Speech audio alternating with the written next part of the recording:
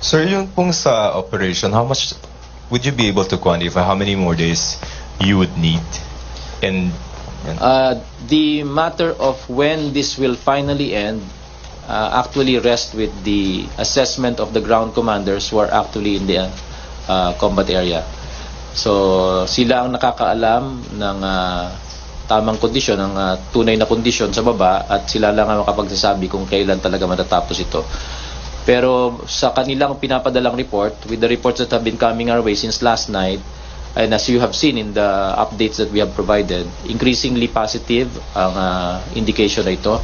And if I may allude to some of the statements that have been previously done and made and released yesterday by some of our fighting forces, they estimate that they are reaching about 90% completely cleared, and a little bit more than 10% more to go.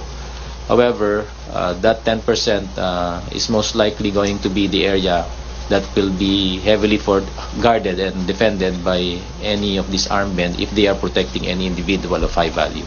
would you be able to disclose, okay lang kung hindi sir, but would you be able to disclose that 10% na area?